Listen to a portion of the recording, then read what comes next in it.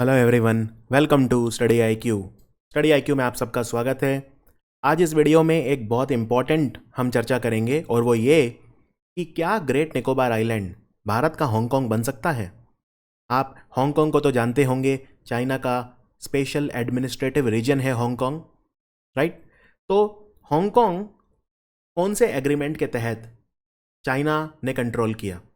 1 जुलाई 1997 को चाइना ने UK government के साथ एक पीसफुल एग्रीमेंट किया और उन्होंने ये कहा कि हांगकांग हम हमेशा यानी अगले 50 साल के लिए, 1997 में ये एग्रीमेंट हुआ था, तब से लेकर 2047 तक हम इसको डेमोक्रेटिक रखेंगे और यहाँ पे कैपिटलिस्ट सिस्टम कंटिन्यू रहेगा।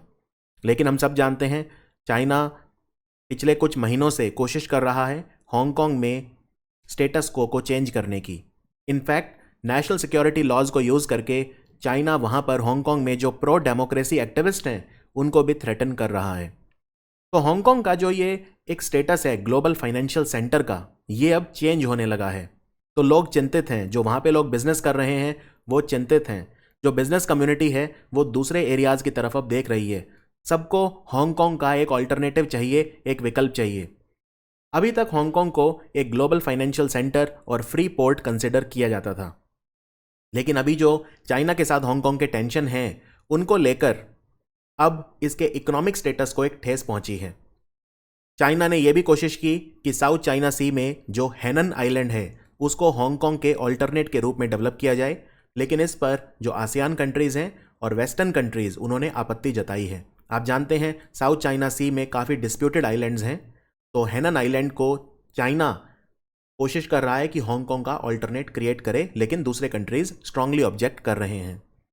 तो आज जो बिजनेस कम्युनिटीज़ हैं वो एक ऑल्टरनेट ढूंढ रहे हैं, और जब वो विकल्प खोज रहे हैं तो उसमें दो नाम सामने आते हैं। एक तो है सिंगापुर और एक है इंडिया का ग्रेट निकोबार आइलैंड।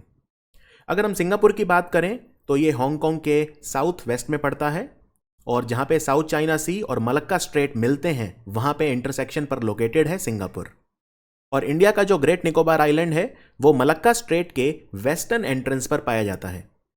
रिपोर्ट्स के अनुसार हांगकांग में बहुत ही स्ट्रांग एथनिकली इंडियन कम्युनिटी भी मौजूद है, और बढ़ते टेंशन्स के कारण आज ये सब लोग, खास तौर पे जो एथनिक इंडियन बिजनेस कम्युनिटी है, वो ग्रेट निकोबार आइलैंड में शिफ्ट होना चाहती है। लेकिन क्या वहाँ पर उन्हें फेवरेबल बिजनेस एनवायरनमेंट मिलेगा, ये है असली मुद्दा। इसी चीज़ को 1970s में एक trade development authority of India यानी टीडीए की रिपोर्ट आई थी, उसमें भी एनालाइज किया गया था। तो आज हमारा जो सबसे इंपॉर्टेंट इशू है वो ये है कि क्या हम ग्रेट निकोबार आइलैंड को इंडिया का हांगकांग बना सकते हैं या नहीं। तो इस वीडियो के माध्यम से हम ये जानने की कोशिश करेंगे कि क्या ये पॉसिबल है या नहीं, और इंडियन गवर्नमेंट ने क्या क्या स्टेप्स लिए हैं ग्रेट निकोबार को एक इन्वेस्टमेंट डेस्टिनेशन के तौर पे प्रेजेंट करने के लिए। लेकिन ये सब मैं आपको बताऊं इससे पहले हमें एक बेसिक ज्योग्राफी पे नज़र डालनी होगी ग्रेट निकोबार आइलैंड की। So friends, great Nicobar island जो है ये अंडमान निकोबार आर्कीपेलागो यानी ग्रुप ऑफ आइलैंड्स का सबसे सदर्न मोस्ट आइलैंड है। ये सुमात्रा से बहुत नज़दीक है। इंडोनेशिया का जो सुमात्रा आइलैंड है उससे ये सिर्फ 180 किलोमीटर दूर है, और मलक्का स्ट्रेट जो है उसके वेस्टर्न एंट्रेंस पर ये आइलैंड पाया जाता है। और क्योंकि ये इतनी स्ट्रेटेजिक लोकेशन पर है, क्योंकि मलक्का स्टेट आप जानते हैं दुनिया का सबसे बिजी ट्रेड रूट है, तो ये आइलैंड एक चौक पॉइंट की तरह काम करता है। कल अगर हमें साउथ चाइना सी में जहाज़ों को, दूसरे कंट्रीज़ के जहाज़ों को एंटर होने से रोकना है तो हम ग्रेट निकोबार आइलैंड के थ्रू यहाँ पर अपनी नेवी और मजबूत करके रोक सकते हैं। तो चाइना के लिए इनफैक्ट ग्रेट निकोबार आइलैंड, पूरे ही हमारे अंडमान निकोबार, बहुत बड़ा खतरा है।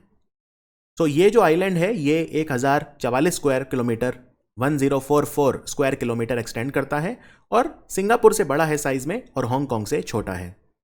ये रीजन थोड़ा माउंटेनियस भी है, यहाँ पे माउंटेन थुलियर भी है जो यहाँ का हाईएस्ट माउंटेन रेंज है।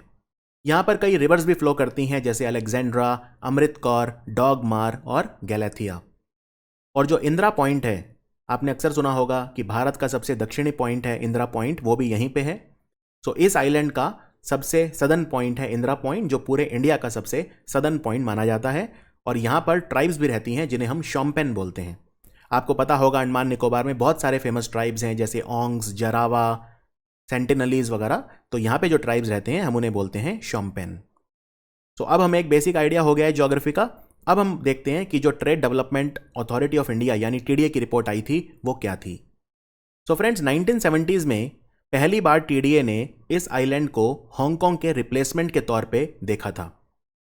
हमने 1969 में एक बहुत ही स्ट्रेटेजिक मूव किया, वो ये कि भारत के 330 एक्स सर्विसमैन, उनके फैमिलीज, उनको यहां पर हमने 7 विलेजेस में सेटल किया। उन्हें लैंड भी अलॉट किया गया और बॉर्डर रोड ऑर्गेनाइजेशन ने एक हल्का फुल्का इंफ्रास्ट्रक्चर वगैरह भी बनाया, जैसे रोड्स वगैरह यहां पे बनाए गए। इस स्ट्रेटेजिक मूव के बाद टीडीए ने एक डिटेल्ड रिपोर्ट दी थी और उसमें यह कहा कि हम जैसे हांगकांग है वैसे ही हम यहां पर इंडियन बिजनेस कम्युनिटी को अट्रैक्ट कर सकते हैं।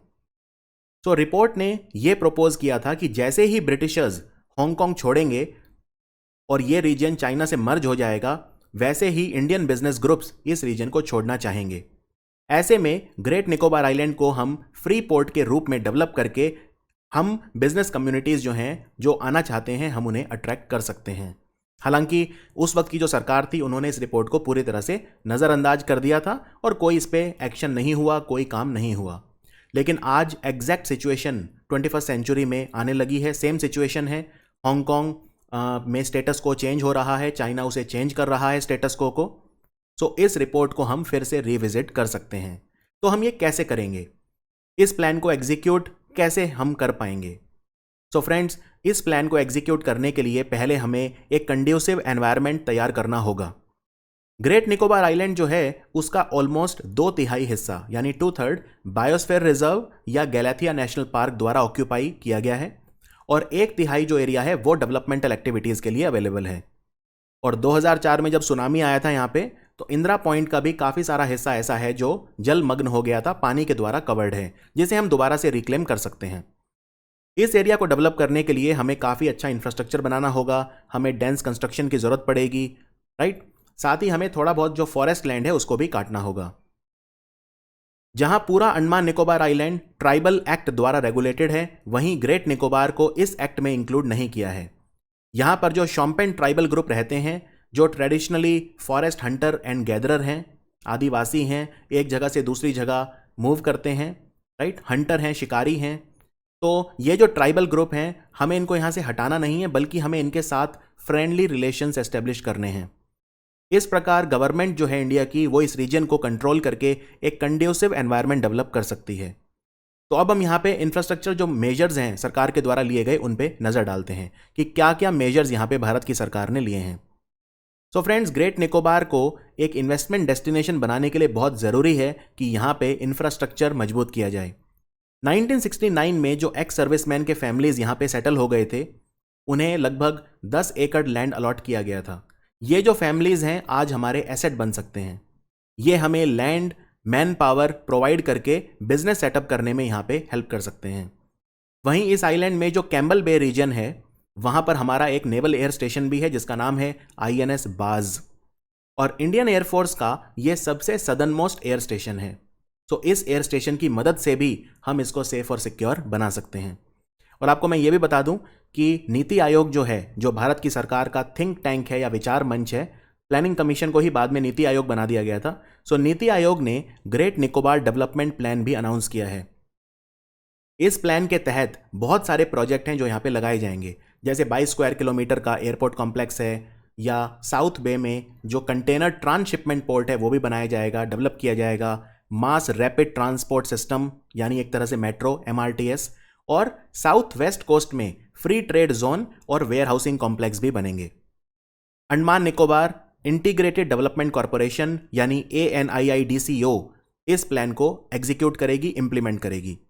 और फ्रेंड्स, ट्रांसशिपमेंट पोर्ट एक डीप फैसिलिटी पोर्ट होगा, जिसकी मदद से जो बड़े बड़े शिप्स हैं वो अब सिंगापुर या कोलंबो पोर्ट को यूज करने की बजाय ग्रेट निकोबार पोर्ट यूज कर पाएंगे, वहां पे हॉल्ट कर पाएंगे। इसी के साथ हम जापान की मदद से चेन्नई से लेकर ग्रेट निकोबार आइलैंड तक ऑप्टिकल फाइबर भी बिछा रहे हैं। तो ये ऑप्टिकल फाइबर कनेक्टिविटी प्रोजेक्ट भी शुरू किया गया है। इसमें 2200 किलोमीटर का एक बहुत लंबा ऑप्टिकल फाइबर केबल बिछाया जा रहा है चेन्नई से लेकर ग्रेट निकोबार आइलैंड तक, और इसकी मदद से वहां पे टेलीकॉम फैसिलिटीज भी डेवलप की जा सकेंगी।